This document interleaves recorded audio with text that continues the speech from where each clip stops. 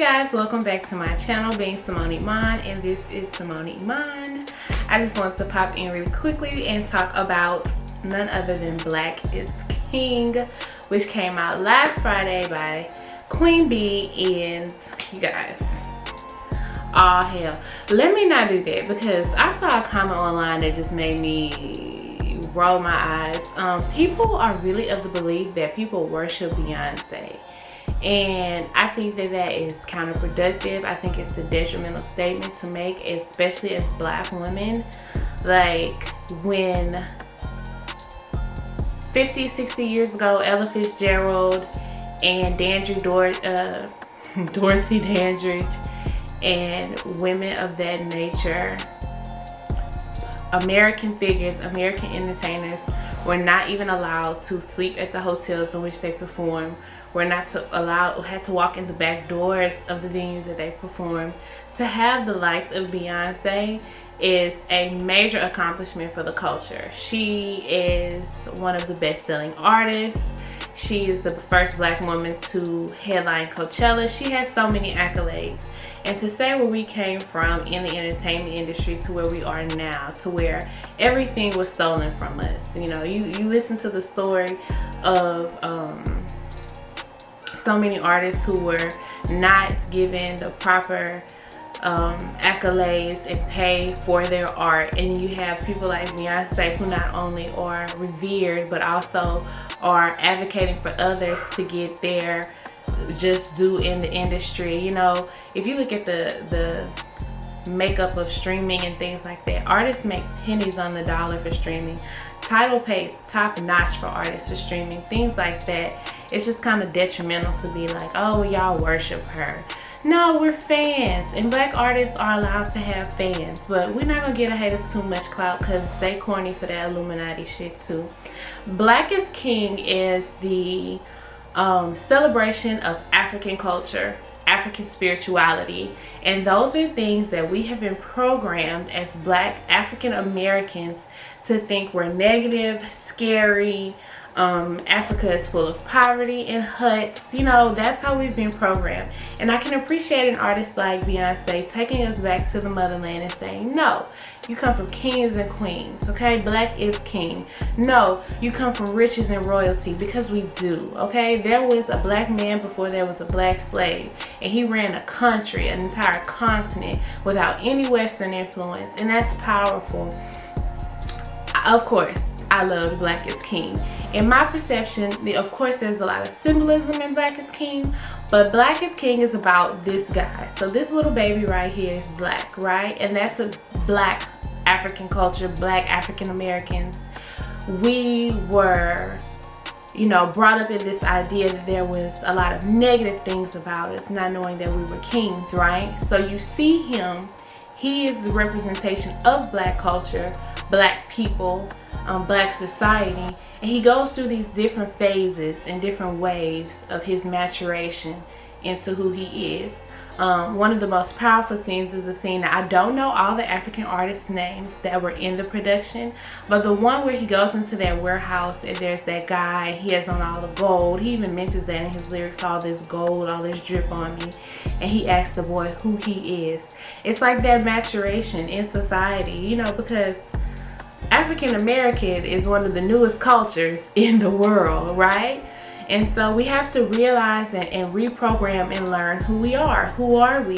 And it's that Western civilization, you know, that influence on who we are. How they snatched us from our land, made us afraid of our spirituality and our religion and our culture, and programmed us to think that it was wrong. And what Beyonce does in Black is King is help us tap back into that. You know, with me, I grew up in the 90s. One of the worst things, especially if you were dark skinned, was for someone to say, are you African?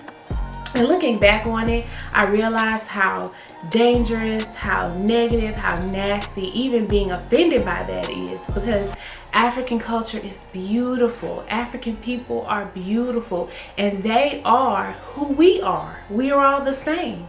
you know. I've been blessed to have really close interactions, really good friendships with Nigerians. Mostly when I was in college, one of my roommates was Nigerian, and it just totally, you know, that influence. You know, we had NSA, which was like a social club in college, and just, you know, the love that they have for their culture, the pride that they have in their culture. It's great to see an artist of Beyonce's caliber tap into that, because African millennials are lit, okay? And that's one of the biggest things that I got from Black is King. You know, people are saying that she is somehow appropriating African culture, and it's like, one, she's Black and technically she's African because we're African American, but I didn't see it that way. I saw her, you know,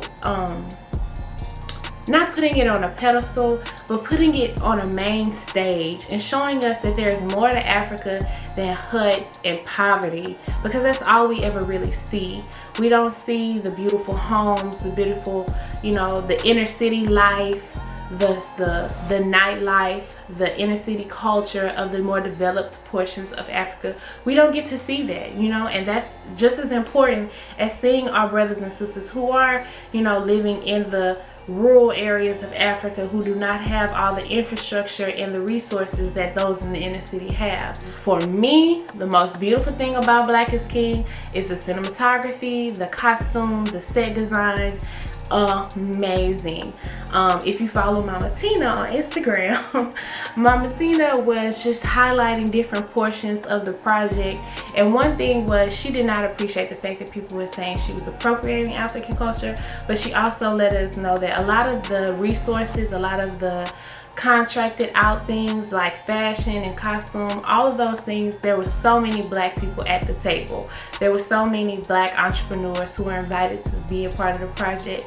One that I know, it's a lady, her Instagram is Beads by Bree, but she did a lot of the custom jewelry. So there was a choker that Beyonce wore, some earrings that Beyonce wore in the scene with her mother and her girls, some earrings that one of the models wore, and they were made by Beads by Bree.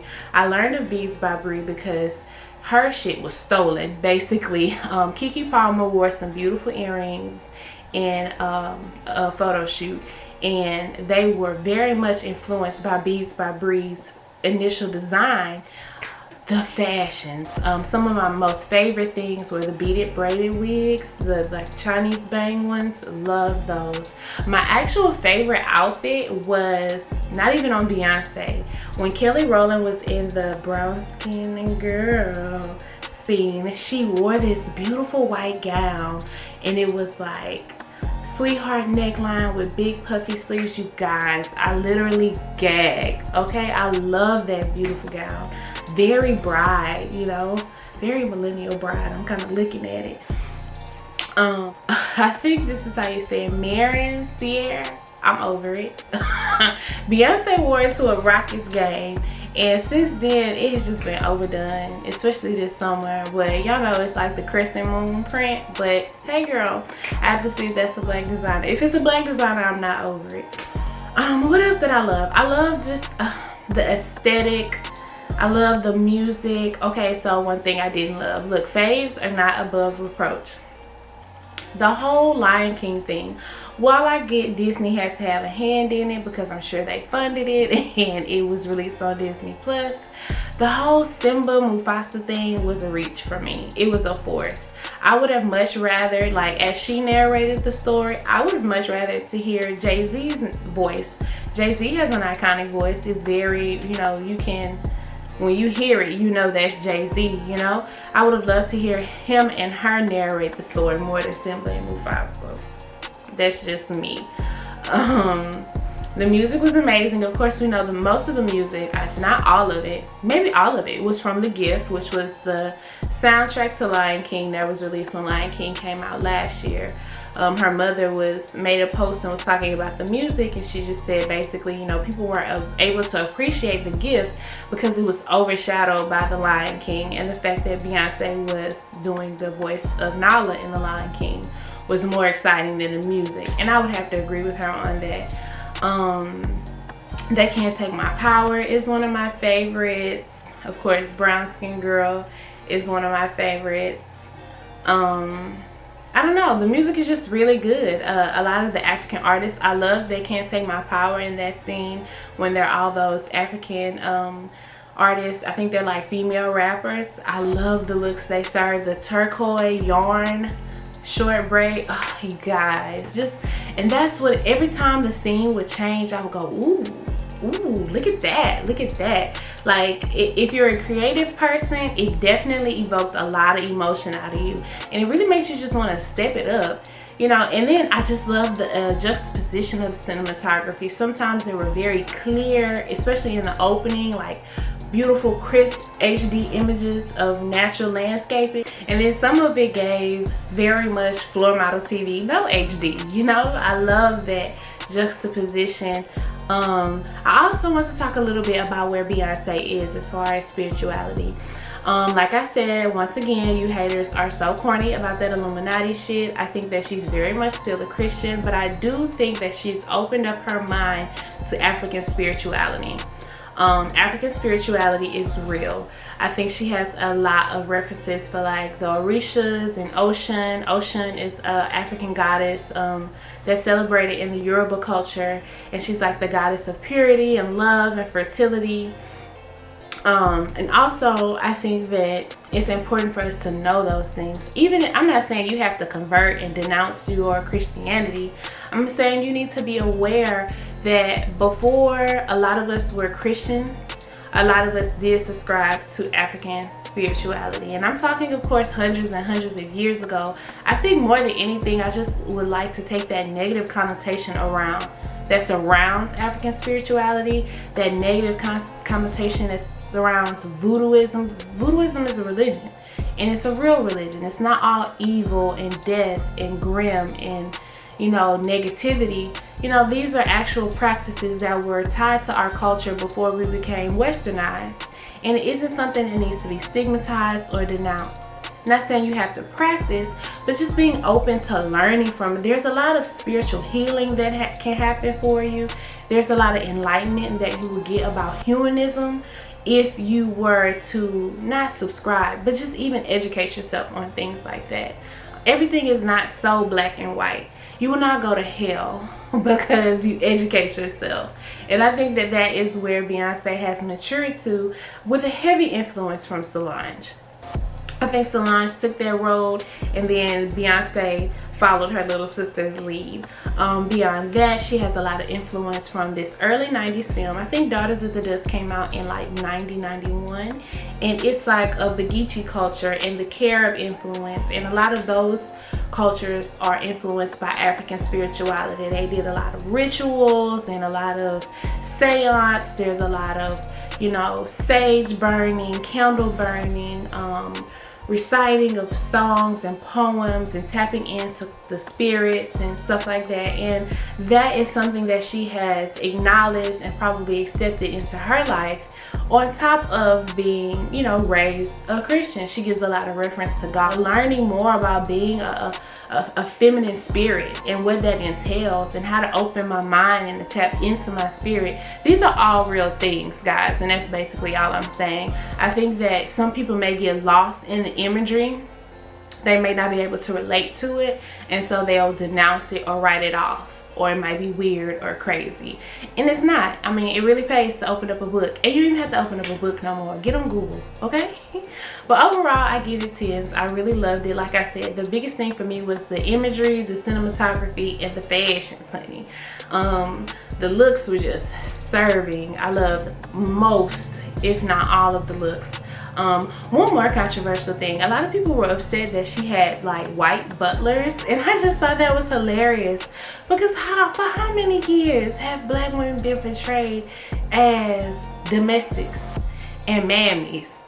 Like, the nerve of you. And I found it very entertaining to watch the white guy dragging around her dress, and she just like frolicking along. I thought it was so funny. But anyway, guys, if you haven't had an opportunity to check out Black is King, please do.